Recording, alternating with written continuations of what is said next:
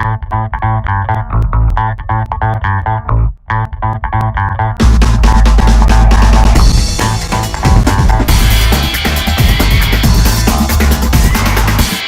name's Christopher, and welcome to the second episode of Christopher, Barons of Gaming. This week's show, we're going to be talking about lots of really important things. First thing is, the PlayStation 4 release is tomorrow, at the time of my recording anyway. And I am very excited about this. I pre-ordered my PlayStation 4 back in February, and about 2 weeks ago I got a phone call from EB saying they only have 2 special edition PlayStations. Would I like one of them? And I said, yep, which means now that my pre-order was cancelled and that my PlayStation will be here in mid-December, so I don't get mine on release day. But as if you watched last week's episode, I did get up and go for the Xbox launch. Now, the Xbox has been pretty good, actually. I've been playing it quite a lot. One of the best features I've found, absolutely fantastic feature actually, is that you can set it so if you turn off the Xbox completely and walk away, come back the next day, you can start the game from the exact point that you were at before. And that is brilliant. There's none of the whole having to go through all the load screens and all that sort of stuff. It remembers. That is so good. Now, I've been playing quite a lot of Assassin's Creed 4, and the load time at the beginning of Assassin's Creed 4 is so long on the Xbox One, but I don't have to do that anymore, which is just brilliant. And I only found this out yesterday, and I thought, oh, look, it might work, it might not.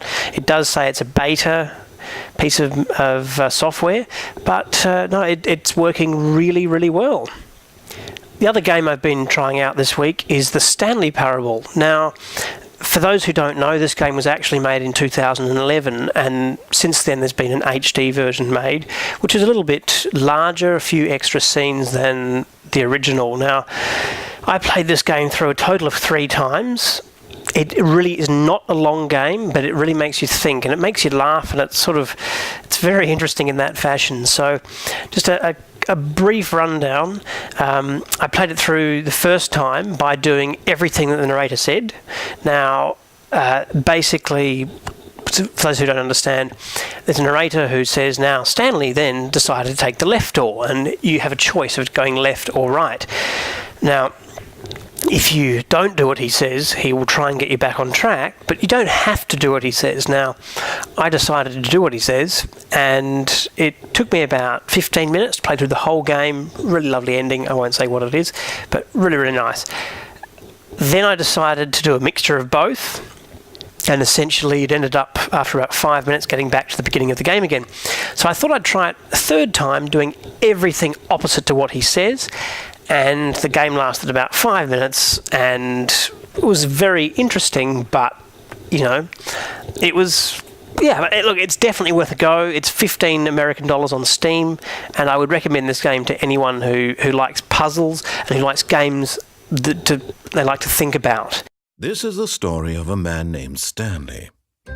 Stanley worked for a company in a big building where he was employee number 427. Employee number 427's job was simple. He sat at his desk in room 427 and he pushed buttons on a keyboard.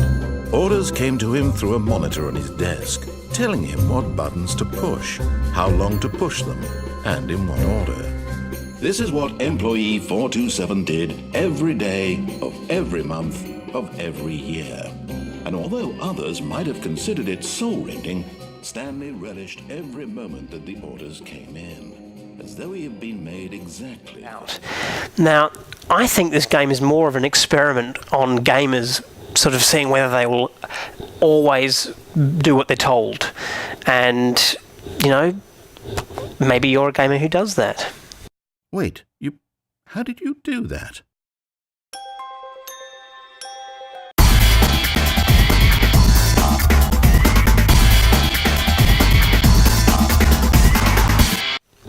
So with the PlayStation 4, you know, who knows really? Obviously it's been out in America for a couple of weeks now, and as far as I understand it's doing really well. There was a big hoo-ha at the beginning saying you had to download an update for it. Well, you had to download an update, which I believe is a much larger update for the Xbox as well.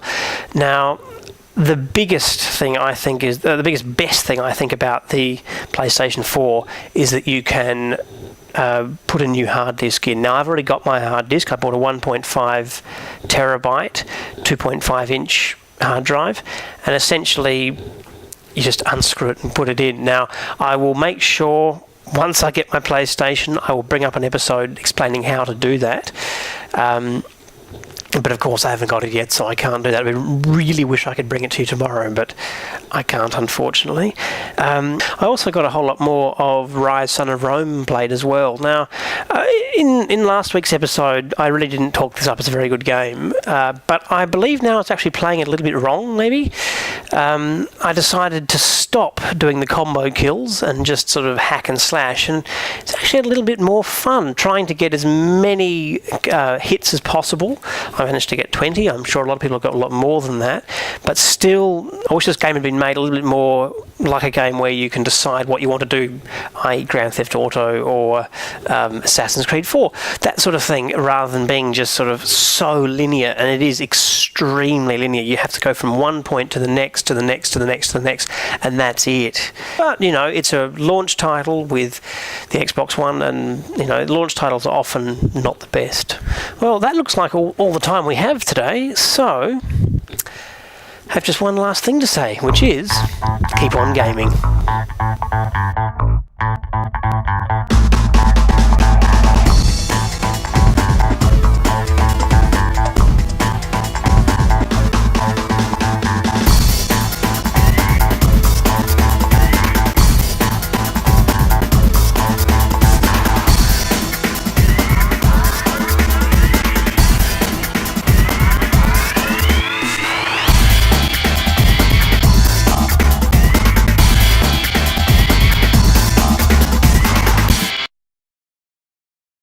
Oh, come now. You don't want it to end already, do you? Why don't we begin again?